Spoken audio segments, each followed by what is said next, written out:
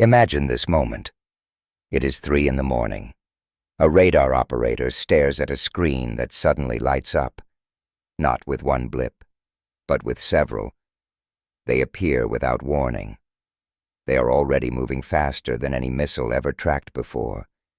There is no long arc, no predictable path, no time to think. By the time commanders are alerted, the objects are already halfway to their targets. This is the moment when war changes forever. Tonight we ask a serious question. A dangerous question. A question the world may soon be forced to answer.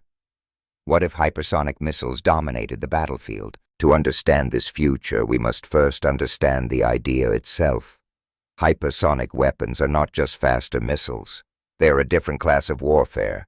By definition, hypersonic means traveling at speeds greater than Mach 5, 5 times the speed of sound. That is more than 6,000 kilometers per hour, and some designs go far beyond that. But speed alone is not what makes these weapons revolutionary. It is how they move. Traditional ballistic missiles follow a predictable arc. They rise, they peak, they fall. Defense systems are designed around this pattern. Hypersonic weapons break that logic.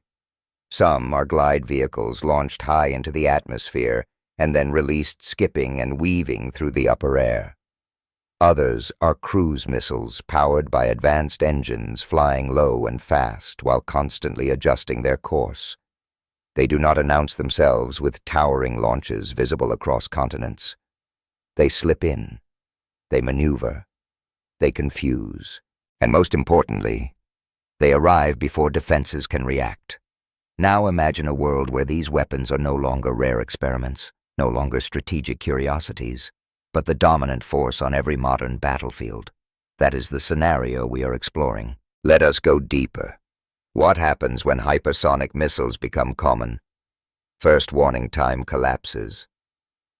During the Cold War, early warning systems were built around minutes, sometimes half an hour.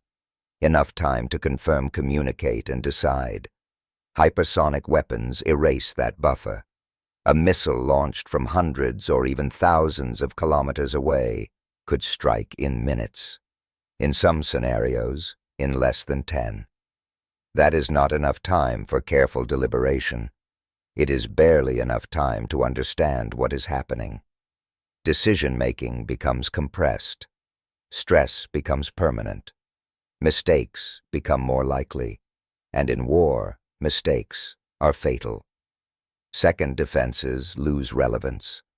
Modern missile defense relies on prediction, on tracking known trajectories, on calculating where a target will be. Hypersonic missiles do not cooperate. They can change direction mid-flight.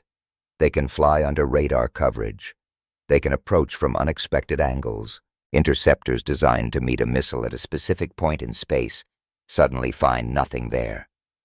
The shield becomes porous, then unreliable, then irrelevant. In a hypersonic-dominated battlefield, defense regains the upper hand.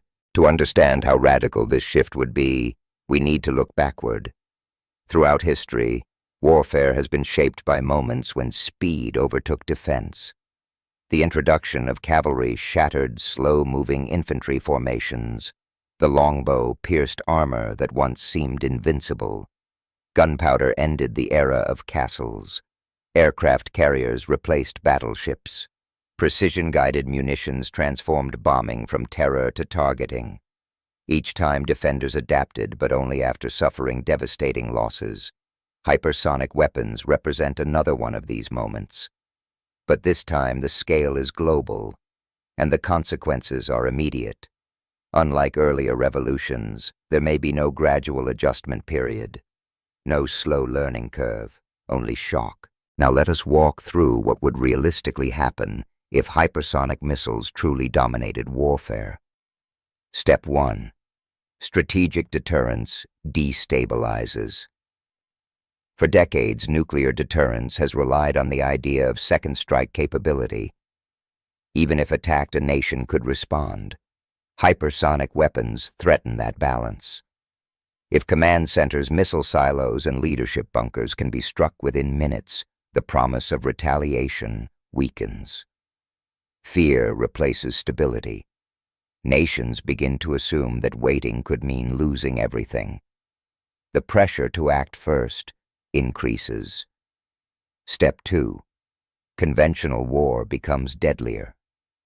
Hypersonic missiles are not only nuclear capable, they can carry conventional warheads with extreme precision. That means air bases, ports, radar installations, and carrier groups become vulnerable. A fleet at sea once protected by layers of defense could be targeted before it even knows it is under attack.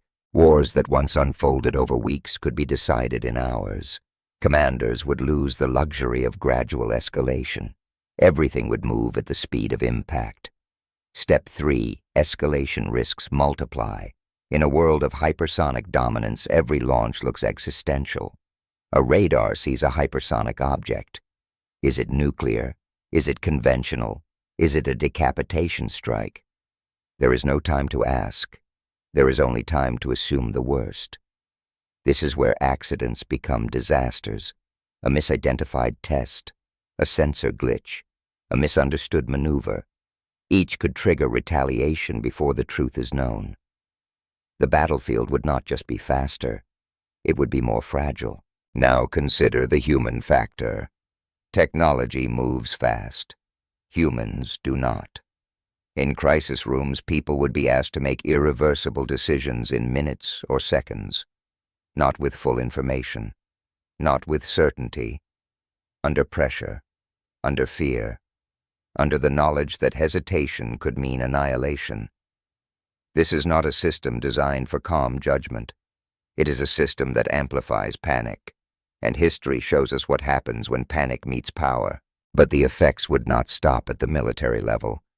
If hypersonic missiles dominated warfare, global politics would change.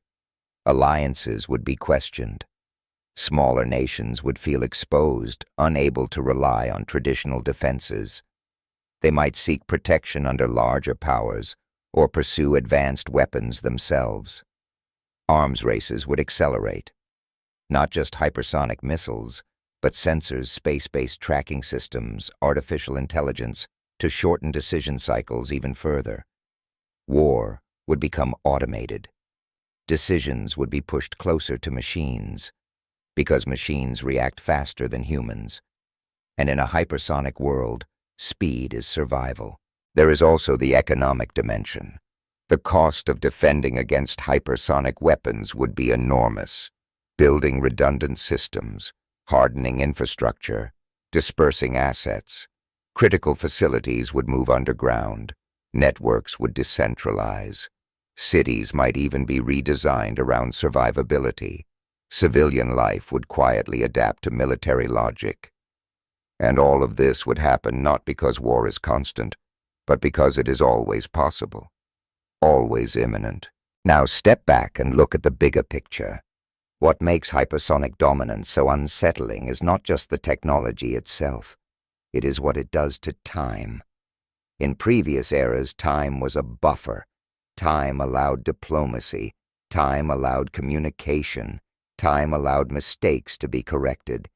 Hypersonic warfare removes that buffer. It compresses history into moments. It forces humanity to live closer to the edge, and the closer we live to that edge, the more likely we are to fall. But there is another possibility. History also shows that revolutionary weapons can force restraint. When the destructive power becomes undeniable, nations sometimes step back. Rules are written, treaties are signed, limits are imposed. It has happened before. The question is whether it would happen fast enough. Because unlike earlier weapons, hypersonic systems do not give the world decades to adjust. They give minutes, so we end where we began. In that control room. In that moment when the screen lights up. When speed outruns certainty.